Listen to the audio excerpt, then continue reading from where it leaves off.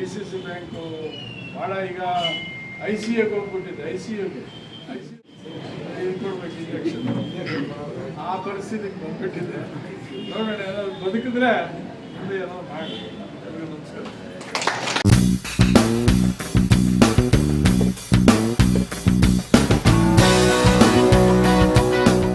RRS news Gauribidanur ವರದಿ. ರಾಜಕಾರಣ ಮಾಡುವವರಿಗೆ ಜನಪರ ಕಾಳಜಿ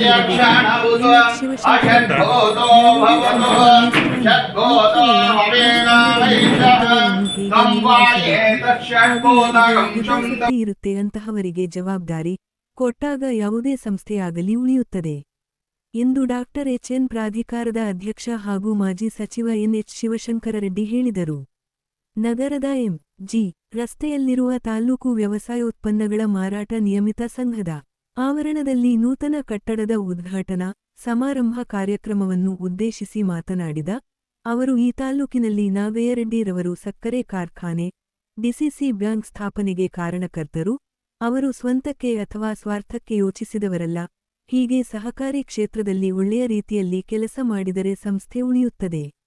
ಈಗ ಕೆಲವರು ಪೈಪೋಟಿಯಿಂದ DCC ಮತ್ತು PLD ಬ್ಯಾಂಕ್ ಅಧ್ಯಕ್ಷರುಗಳಾಗಿದ್ದಾರೆ. ಏನು ಪ್ರಯೋಜನ? ಅಲ್ಲಿ ಟೀ ಕಾಫಿ ಕುಡಿದು ಬರಬೇಕು ಅಷ್ಟೇ. ಅದರಲ್ಲೂ ಅಲ್ಲಿ ಈಗಾಗಲೇ ಐರನ್ ಲೆಗ್ಗಳು ಸೇರಿಕೊಂಡಿದ್ದಾರೆ. ಅವರು ಹೋದ ಮೇಲೆ ಸರ್ವನಾಶ. ಅವರು ಎಲ್ಲಿ ಹೆಜ್ಜೆ ಇಟ್ಟರೆ ಅಲ್ಲಿ ಸರ್ವನಾಶ ಎಂದರು. ಸಂಘ ಸಂಸ್ಥೆಗಳನ್ನು ಅಭಿವೃದ್ಧಿ ಮಾಡುವವರನ್ನು ಆಯ್ಕೆ ಮಾಡುವವರಿಗೆ ಜನಪರ ಯೋಚನೆಗಳಿರಬೇಕು. ಸಹಕಾರ ಕ್ಷೇತ್ರ ನಮ್ಮ ಜಿಲ್ಲೆಯಲ್ಲಿ ಚೆನ್ನಾಗಿತ್ತು, ಈಗ ಅದು ICUನಲ್ಲಿದೆ. ಜನರಿಗೆ ಪ್ರಜ್ಞೆ ಇರಬೇಕು. ಸಹಕಾರ ಕ್ಷೇತ್ರದ ಚುನಾವಣೆಗಳಲ್ಲಿ ಜನಹಿತವಾಗಿ ಮಾಡಬೇಕು ಎಂದು ಹೇಳಿದರು. ಇದೇ ವೇಳೆ ಜಿಲ್ಲಾ ಸಹಕಾರಿ ಸಂಘದ ಅಧ್ಯಕ್ಷ ನಾಗರಾಜ್, ವ್ಯವಸಾಯೋತ್ಪನ್ನಗಳ ಮಾರಾಟ ಸಹಕಾರ ಸಂಘದ ಅಧ್ಯಕ್ಷರು ಮತ್ತು ಸಹಕಾರ ರತ್ನ ಪ್ರಶಸ್ತಿ ಪುರಸ್ಕೃತರು ಮರಳೂರು ಹನುಮಂತರೆಡ್ಡಿ, ಉಪಾಧ್ಯಕ್ಷ Ramesh Nayak, Ravichandra Reddy, Naseema, Pramila Balaji, KH Satish Kumar, RK Nanjappa, G Ramareddy, KR Narasimha Reddy, Venkata Shivareddy, G Siddappa, GA Ramesh, Nagaraju, Prakash Reddy, Taranath, ಕರೇತಿಮ್ಮಯ್ಯ, Ramana Reddy, ಸಹಕಾರ ಸಂಘಗಳ ಅಧ್ಯಕ್ಷರು, ನಿರ್ದೇಶಕರು, ಕಾರ್ಯದರ್ಶಿಗಳು ಇನ್ನಿತರ ಭಾಗವಹಿಸಿದ್ದರು. ಪ್ರಾರಂಭ ಮಾಡಿ ಸುಮಾರು 70 ವರ್ಷಗಳ ಮೇಲಾಯಿತು.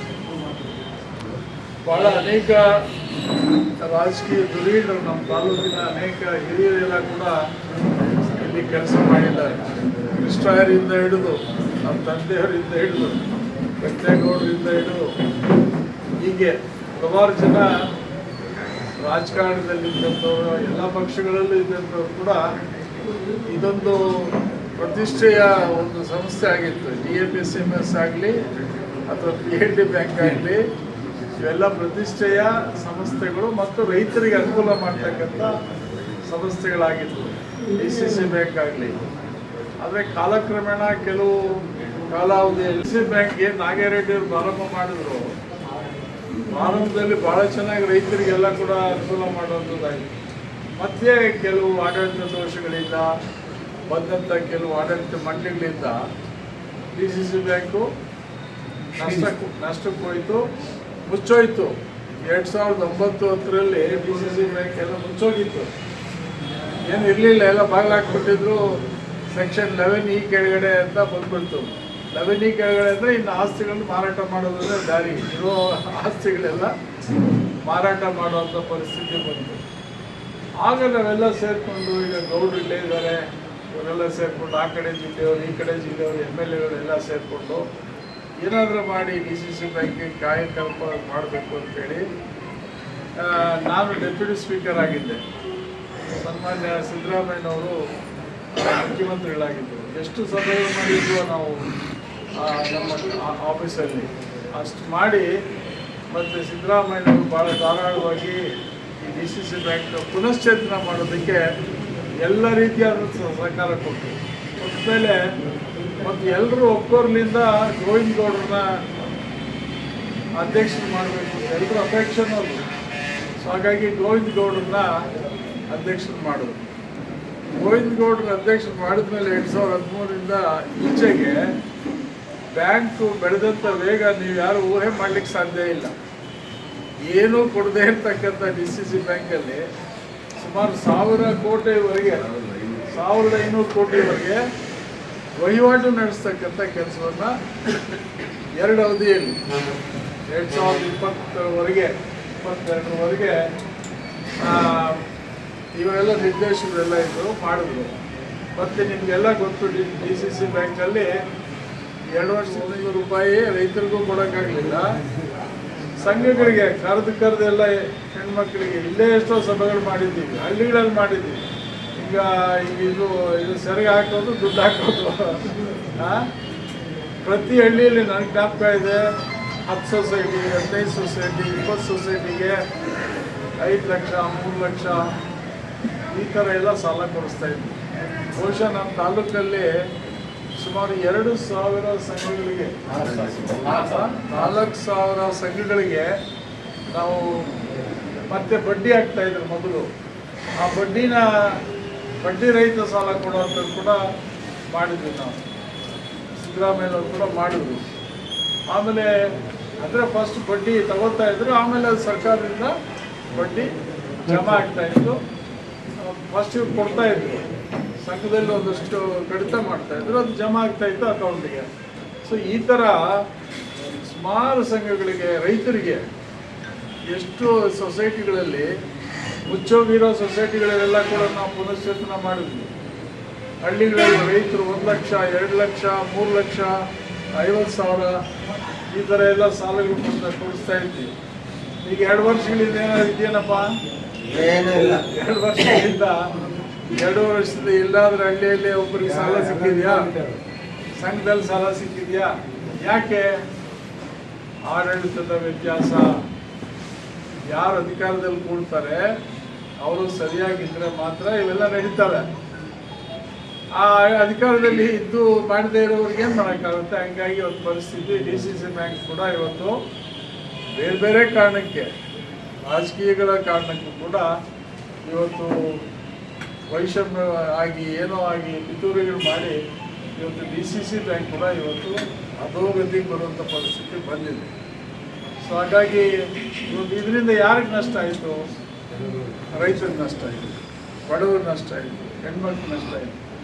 ಹಾಗಾಗಿ ಯಾವುದೇ ಸಂಸ್ಥೆ ಆಗಲಿ ಉಳಿದಂಥವರು ಸರಿಯಾಗಿ ನಿರ್ವಹಿಸ್ಕೊಂಡಲ್ಲಿ ಮಾತ್ರ ಸಂಸ್ಥೆ ಆಗಲಿ ಅಥವಾ ಜವಾಬ್ದಾರಿ ಆಗಲಿ ಅದು ನಡೆದರೆ ಮಾತ್ರ ಅನುಕೂಲ ಆಗುತ್ತೆ. ಈಗ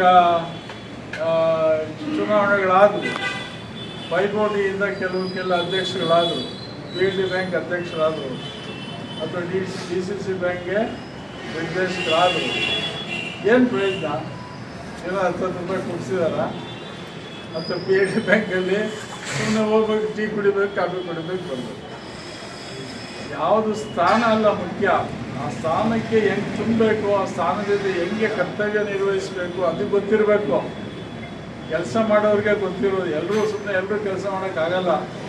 ಯಾರಿಗೆ ಆ ಹಿತಾಸಕ್ತಿ ಇರುತ್ತೆ, ಯಾರು ಆ ಒಂದು ಬದ್ಧತೆ ಇರುತ್ತೆ ಅಂಥವ್ರಿಗೆ ಜವಾಬ್ದಾರಿ ಕೊಟ್ಟಾಗ ಮಾತ್ರ ಯಾವುದೇ ಸಂಸ್ಥೆ ಆಗಲಿ, ಯಾವುದೇ ಚುನಾಯಿತ ಒಂದು ಪ್ರತಿನಿಧಿ ಆಗಲಿ ಕೆಲಸ ಮಾಡಲಿಕ್ಕೆ ಸಾಧ್ಯ ಆಗುತ್ತೆ.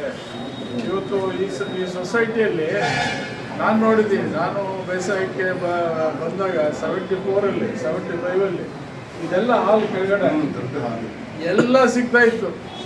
ನೀವು ಪಿಕಾಸೆಯಿಂದ ಹಿಡಿದು, ಗಡಾರಿಯಿಂದ ಹಿಡಿದು ಸಲಕರಣೆಗಳೆಲ್ಲ ಸಿಗ್ತಾಯಿತ್ತು. ನಾನು ತೊಗೊಂಡೋಗಿದ್ದೀನಿ. ಬಾಟ್ಲಿಯಿಂದ ಹಿಡಿದು ಸೊಸೈಟಿ ಎಲ್ಲ ಹಳ್ಳಿಗಳಲ್ಲಿ ಹೇಳ್ತಾ ಇದ್ರು, ಏನಾದ್ರು ಬೇಕಾದರೆ ಸೊಸೈಟಿಗೆ ಪೈ ಪೋರ ಅಂತ ಹೇಳ್ತಾ ಇದ್ರು.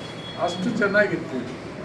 ಮತ್ತು ನಾವು ಎಲ್ಲ ಗೌಡರು ಎಲ್ಲ ಯೋಚನೆ ಮಾಡಿದ್ವಿ, DCC ಬ್ಯಾಂಕು ಚೆನ್ನಾಗಿ ನಡೀತದೆ. ಇನ್ನೊಂದು ಹಂತದಲ್ಲಿ ನಾವು ಇಲ್ಲಿ ರೈತ ಬಜಾರ್ಗಳನ್ನು ಮಾಡೋಣ. ಹನುಮಂತ ರೆಡ್ಡಿ ಹೇಳೋದಾಗಲಿ, ರೈತ ಬಜಾರ್ ಅಂದರೆ TAPSMS ಜಾಗ ಇತ್ತು. ನಾವೆಲ್ಲ ಒಂದ್ಸಲ ಗೌಡ್ರೆ ನಮ್ಮನ್ನು ಆರ್ಗನೈಸ್ ಮಾಡಿದ್ರು. ಇದು ನಬಾರ್ಡ್ ಬ್ಯಾಂಕಲ್ಲಿ, ನಬಾರ್ಡ್ ಬ್ಯಾಂಕಲ್ಲಿ ನಬಾರ್ಡ್ ರೀಜನಲ್ ಆಫೀಸರ್ ಮೀಟಿಂಗ್ ಮಾಡಿಸಿದ್ರು. 2-3 ಮೀಟಿಂಗ್ ಮಾಡಿ ನಬಾರ್ಡಲ್ಲಿ ಇವರೇ ಆರ್ಗನೈಸ್ ಮಾಡಿದ್ರು. ರೈತ ಬಜಾರ್ ಮಾಡೋದಕ್ಕೆ ಅವ್ರು ನಬಾರ್ಡ್ ಅವ್ರು ರೆಡಿ ಇದ್ರು. ನಾವು ಎಷ್ಟು ಕೋಟಿ ಆದರೂ ಕೊಡ್ತೀವಿ, ನಿಮ್ಮ DCC ಬ್ಯಾಂಕ್ ಚೆನ್ನಾಗಿದೆ, ಈಗ TAPSMS ಅಲ್ಲಿ ಮಾಡೋದು ಅಂತ ತೀರ್ಮಾನ ಆಯಿತು. ನಮ್ಮ ಗೋರಿಬಿದ್ದು TAPSMS ಅಲ್ಲಿ, ಯಾಕೆಂದರೆ ಜಾಗ ಇದೆ, ದೊಡ್ಡ ಶೆಡ್ ಇದೆ, ಆ ಕಡೆ ಎಲ್ಲ ಜಾಗ ಇದೆ, ಅಲ್ಲಿ ದೊಡ್ಡದಾಗಿ ವೇರ್ ಹೌಸ್ಗಳಿದ್ದಾವೆ. ಅಲ್ಲೆಲ್ಲ ಕೂಡ ನಾವು ಏನು ಮಾರಾಟಕ್ಕೆ ಎಲ್ಲ ವಸ್ತುಗಳು ರೈತರಿಗೆ ಬೇಕಾದ ನಟ್ಟು ಬೋಲ್ಟಿಂದ ಹಿಡಿದು, ಪಂಪು ಮೋಟ್ರಿಂದ ಹಿಡಿದು, ಹಗ್ಗಗಳಿಂದ ಹಿಡಿದು, ಫರ್ಟಿಲೈಸರ್ಸಿಂದ ಹಿಡಿದು, ಎಲ್ಲ ಮೆಡಿಸಿನ್ಸಿಂದ ಹಿಡಿದು ರೈತರು ನೇರವಾಗಿ ಅಲ್ಲಿ ಬರೋದು ಕಂಪನಿ ರೇಟ್ಗೆ. ಲಾಭ ಇಲ್ಲ, ಸುಮ್ಮನೆ ಟ್ರಾನ್ಸ್ಪೋರ್ಟೇಷನ್ ತಗೊಂಡೋಗೋದು. ಈಗ ನೀವು ಈಗ ಇದು ಯಾವ ಬರ್ದಲ್ಲಪ್ಪ, ಡಿ ಮಾರ್ಟು, ಆಮೇಲೆ ಎಲ್ಲ ಜನತಾ ಬಜಾರ್, ನೀವು ಹೆಣ್ಮಕ್ಳೆಲ್ಲ ಹೋಗಲ್ವ ಈಗ ಆ ಗಾಡಿ ತರ್ಕೊಂಡು ಆದರೆ ಅದು ಟೋಪಿನ ವ್ಯವಹಾರ. ಅದು ನೀವು ಒಂದು ಸೋಪ್ ಕೊಟ್ಟು ತಗೋಬೇಕು ಅಂದರೆ ಅವ್ರು ಏನು ಹೇಳ್ತಾರೆ, 2 ಸೋಪ್ ತೊಗೊಂಡ್ರೆ ಇನ್ನೊಂದು ಸೋಪ್ ಎಕ್ಸ್ಟ್ರಾ ಅಂತಾರೆ. ನೀವು 1 ಸೋಪ್ ಬಿಟ್ಬಿಟ್ಟು 3 ಸೋಪ್ ಆಗುತ್ತೆ, ಅದು ಟೋಪಿ. ಆದರೆ ನಾನು ರೈತ ಬಜಾರ್ ಯಾಕೆ ಹೇಳ್ತಾ ಇದ್ದೀನಿ ಅಂದರೆ, ಈಗ ರೈತರಿಗೆ ನೀವು ಬೆನ್ನೇರು ಕೊಂಡ್ಕೊಳ್ತೀರಾ, ರೇಟ್ ಎಷ್ಟು ಅಂತ ನಿಮಗೆ ಗೊತ್ತಿದೆಯಾ? ಅವ್ರು ಹೇಳಿದ ರೇಟು. ಅಥವಾ ಔಷಧಿ ಕೊಟ್ಕೊಳ್ತೀರಾ, ಔಷಧಿ ಅವ್ನು ಹೇಳಿದ್ದ ರೇಟು. ಕಂಪ್ನಿಯಿಂದ ಎಷ್ಟು ಅವ್ನು ಮಾಡ್ತಾನೆ, ಇಲ್ಲಿ ಮಾರಾಟಗಾರ ಎಷ್ಟು ಮಾಡ್ತಾರೆ, ಎಷ್ಟೋ ವ್ಯತ್ಯಾಸ ಇರುತ್ತೆ. ಅವ್ರು ನಮ್ಗೆ ಗೊತ್ತಾಗಲ್ಲ.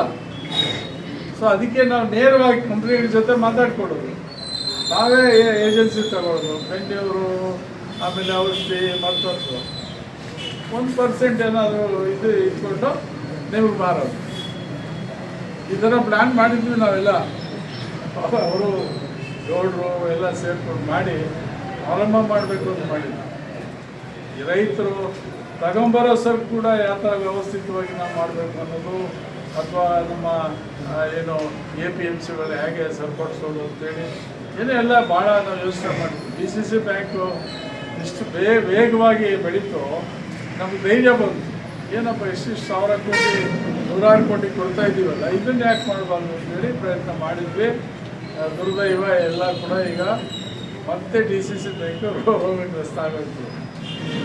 ಈಗ ಮತ್ತೆ ಅದು ಬಹುಶಃ ಹೀಗೆ ಮುಂದುವರೆದ್ರೆ ಇನ್ನೊಂದು 6 ತಿಂಗಳಲ್ಲಿ DCC ಬ್ಯಾಂಕ್ ಕೂಡ ಮುಚ್ಚೋಗುತ್ತೆ. ಈಗ ಅಲ್ಲಿ ಐರನ್ ಲೆಕ್ಕಗಳು ಸೇರ್ಕೊಂಡಿದ್ದಾರೆ. ಅಲ್ಲಿ ಐರನ್ ಲೆಕ್ಕಗಳು ಹೋದ್ ನನಗೆ ಮುಗೀತು. ಉದ್ದೋದಾಗಿ ಬೇರೆ ಏನು ಮಾತಾಡೋಂಗೆ ಇಲ್ಲ, ಏನು ಹೇಳೋಂಗೆ ಇಲ್ಲ. ಈಗ ತೆಲುಗು ಸಿನಿಮಾದಲ್ಲಿ ಒಬ್ಬನು ಐರನ್ ಲೆಕ್ಕವನು ಯಾವನು ಇರ್ತಾನೆ ತಪ್ಪನಾಗಿ, ಅವನಿಗೆ ಹೆಸರೇ ಐರನ್ ಲೆಕ್ಕ ಅಂತ. ಎಲ್ಲಾದ್ರೂ ಕೆಡಿಸ್ಬೇಕಾದ್ರೆ ಅವ್ನು ಕರ್ಕೊಂಡೋಗಿ ಪೂಜೆ ಮಾಡಿಸಿ ಕೆಡಿಸ್ತಾ ಇದ್ರು. ಹಂಗೆ ಕೆಲವು ಐರನ್ ಲೆಕ್ಕಗಳಿದೆ ನಮ್ಮ ತಾಲೂಕಲ್ಲಿ. ಅವೆಲ್ಲೋದ್ರೂ ಐರನ್ ಲೆಕ್ಕಗಳೇ. ಎಲ್ಲಿ ಹೆಜ್ಜೆ ಇಟ್ಟರೆ ಅದು ಸರ್ವನಾಶ. ನಾನು ಹೆಸರು ಹೇಳೋಕೆ ಹೋಗಲ್ಲ. ಈ ಥರ ಎಲ್ಲ ಮಾಡ್ತಾ ಹೋದರೆ ಸಂಸ್ಥೆಗಳು ಹೊಡಿತಾವ. ನಿಮ್ಮ ಕಡೆನೂ ಬಂದಿಲ್ಲ? ಹೌದಪ್ಪ, ನಮಗೂ ಐರನ್ ಲಿಂಕ್ ಆಯಿತು. ಆಯಿತು, ಅದನ್ನೇ ಅನುಭವ ಹೇಳ್ತಾ ಇದ್ದೀನಿ. ನೋಡಿ, ರಾಜಕಾರಣ ಮಾಡೋರಿಗೆ, ಸೇವೆ ಮಾಡಬೇಕು, ಜನರ ಪರ ಯೋಚನೆ ಮಾಡೋಂಥವ್ರಿಗೆ ಸ್ವಲ್ಪ ದಿವಸ ಜನ ಮಾಡ್ತಾರೆ. ಇಂಥವ್ರಿಗೆಲ್ಲ ಭಾಳ ದಿವಸ ಉಳಿಯೋದಿಲ್ಲ ನಮಗೆ.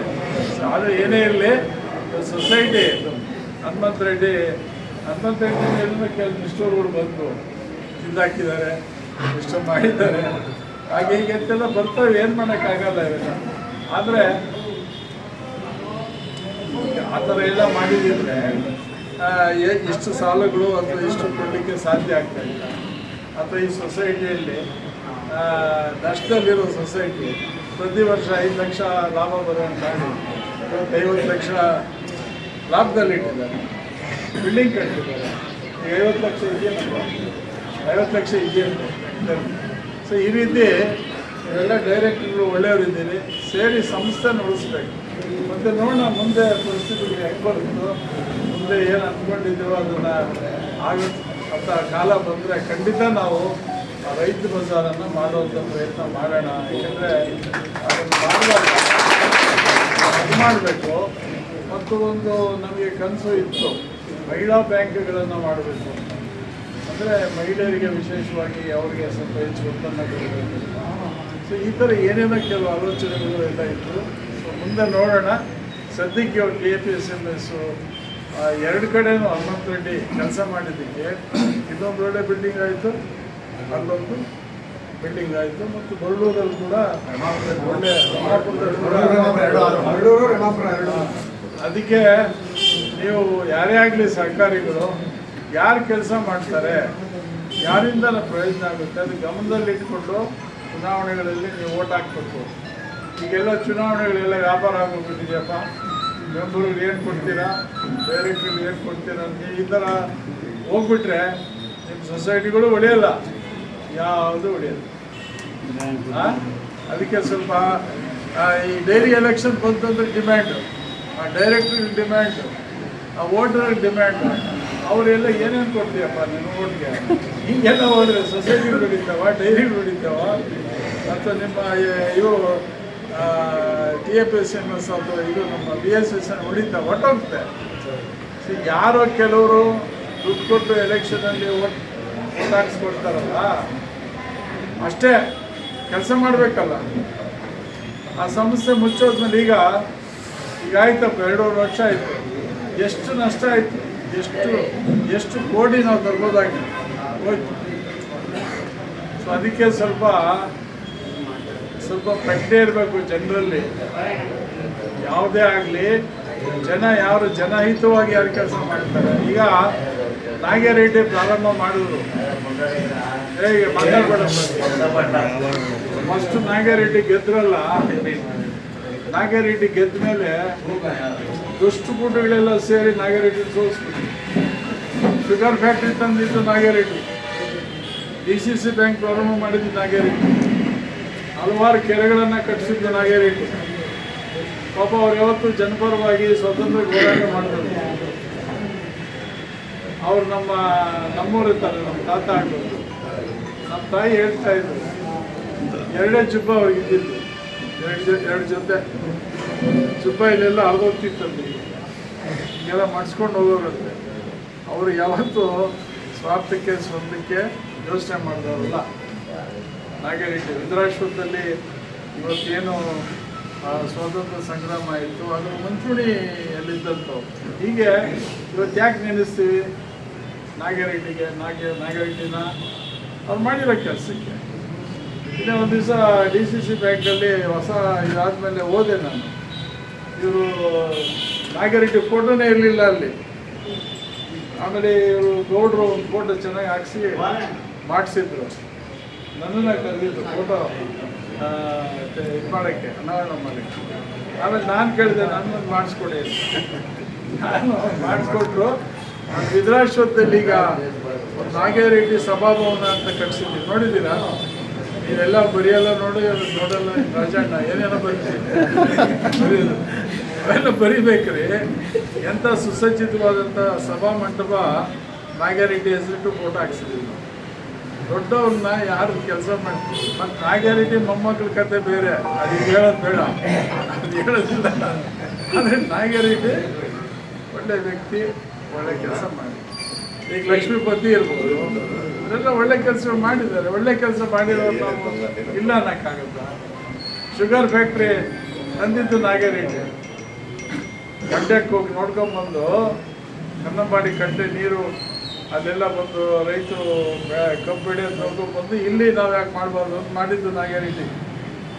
ಆದರೆ ನಾಗೇರೆಡ್ಡಿ ಕೂತ್ಕೊಳ್ಳೋಕೆ ಆಗಲಿಲ್ಲ, ಅಲ್ಲಿ ಕೆಲವರು ಸೇರ್ಕೊಂಡ್ಬಿಟ್ರು. ಅದು ಒಂದಷ್ಟು ವರ್ಷ ನಡೀತು, ಅದು ಮುಚ್ಚೋಯ್ತು. ಅದಕ್ಕೆ ಸಹಕಾರಿ ಕ್ಷೇತ್ರದಲ್ಲಿ ಒಳ್ಳೆಯ ರೀತಿಯಲ್ಲಿ ಕೆಲಸ ಮಾಡಿದ್ರೆ ಸಂಸ್ಥೆ ಉಳಿತದೆ. ಅದಕ್ಕೆ ಒಳ್ಳೆ ಕೆಲಸ ಮಾಡಿದ್ದಾರೆ. ಮುಂದೆ ಎಲ್ಲ ಡೈರೆಕ್ಟ್ರು ಇರ್ತಾರೆ. ನೋಡೋಣ ಮುಂದೆ ಏನು ಹೀಗೆ ಇರಲ್ಲ, ಒಳ್ಳೆ ಕಾಲ ಬರುತ್ತೆ. ಪುನಃ ಇವೆಲ್ಲ ನಾವೇನು ಯೋಚನೆ ಮಾಡಿದ್ದೀವಿ ಇವೆಲ್ಲ ಮಾಡಿ ರೈತರಿಗೆ